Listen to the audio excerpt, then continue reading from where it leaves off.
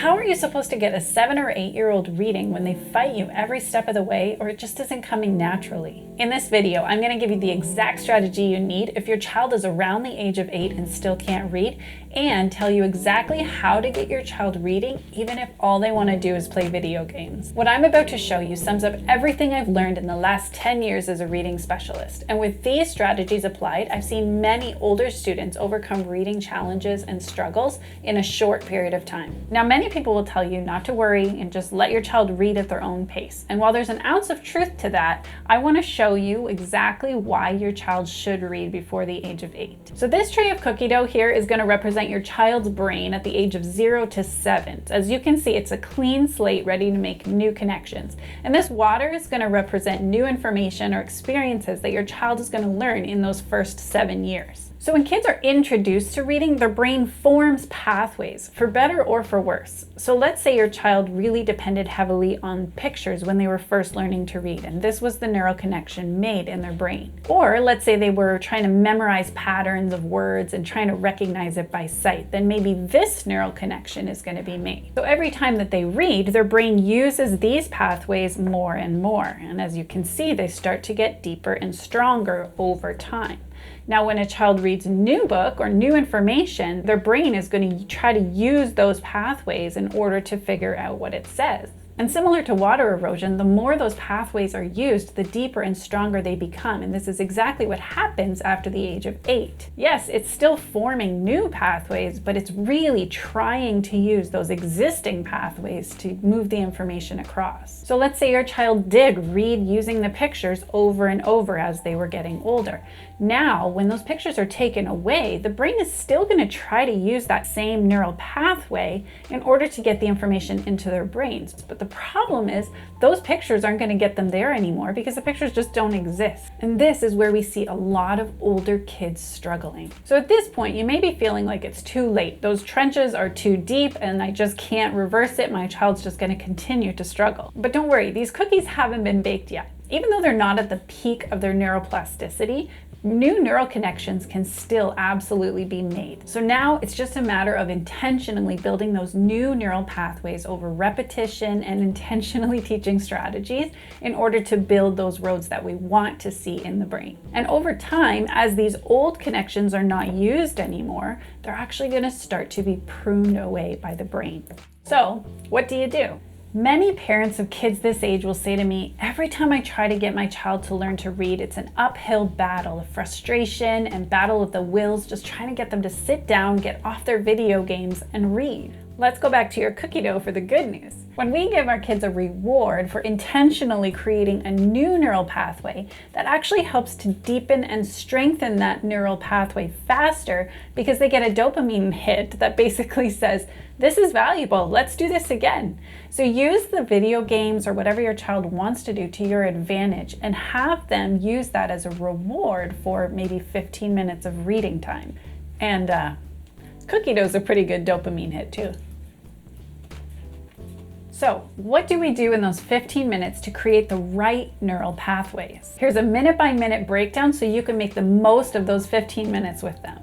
The first few minutes is actually a bit of a teacher trick and it gets them engaged right away. If you plop a book in their face and say, let's read, you're probably going to be met with a lot of resistance from the get-go. So I always recommend starting out with a game that builds their phonemic awareness. Basically, you want to find a fun way to get them to listen for sounds inside of words. So you might grab a ball and say the word tornado and throw me the ball when you get to the sound in tornado. So they have to listen really carefully for that in order to throw a tornado. This is just one of 41 phonemic awareness games that I use in my Reading Rescue Blueprint program that I can leave a link to in the description below if your creative juices aren't flowing for phonemic awareness games. The next few minutes are going to take us to step 2 and step 3 of this pyramid, which you're going to want to make your way to the top of every time that you work with your child. So in this second step, what you're going to want to do is have your child break down words into their smallest sound parts. So you might say a word like scream and try to get your child to hear as many sounds as they can inside of that word. Now, a lot of kids will say two, scream, but you want to go even further. You want to break it right down to its s, k, e, m. 5 individual sounds. In Reading Rescue Blueprint, we have this set up as a game. So for this word, they would tap it out and then click 5. Then you want to get them to do a physical action with something like sound boxes, where they have to slow down enough to say the word in its individual sounds. So some people will squish Play-Doh for each sound. You can use a block and slide it. In the Reading Rescue Blueprint program, we use these sound boxes that they can click every time that they have a sound to say. These segmenting activities will help kids understand how words are actually built, which helps them to become both better readers and better spellers. Now, this next step is powerful for rewiring the brain. It's the most complex of all the skills that we've talked about so far, and it blends those last 3 steps into one. So in this step, we call it phoneme manipulation, which is just a fancy way of basically saying playing around with the sounds inside of a word.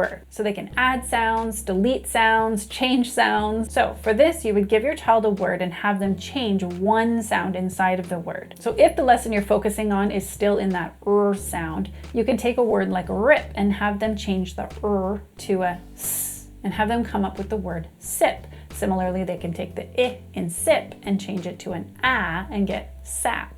This forces the brain to think flexibly about individual sounds inside of words and really trains their brain to hear each of those sounds. Again, in the Reading Rescue Blueprint program, we've got this all laid out for you. There's words for them to add sounds to, change sounds, delete sounds, and we use it all equally so that we're building these 3 steps of the pyramid at the same time.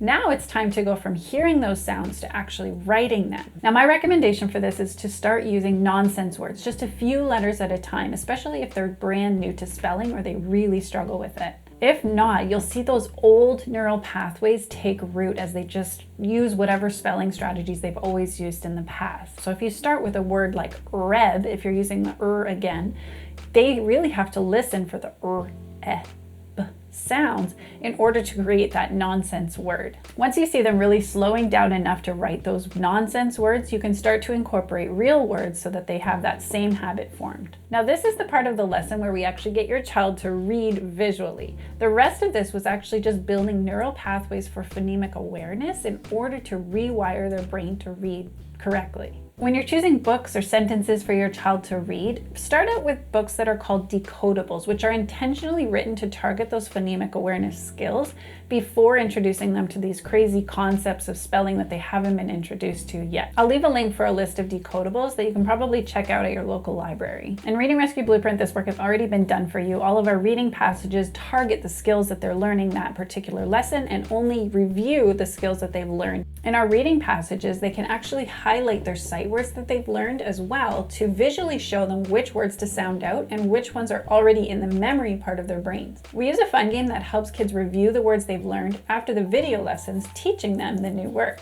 But if you don't want to join the program, there's lots of fun ways that you can review sight words with your child rather than just drilling flashcards. And if you're still anticipating a lot of pushback from your child and you just can't imagine them putting down their video games for 15 minutes of reading, I've got a game-changing strategy to get your child to listen right away, not just for reading, but for any task that you need them to do. This strategy gets even the most resistant kids to put down their controllers and actually go do what you've asked them to do. So if you want to learn the secret weapon for approaching resistance with your kids, watch this video next.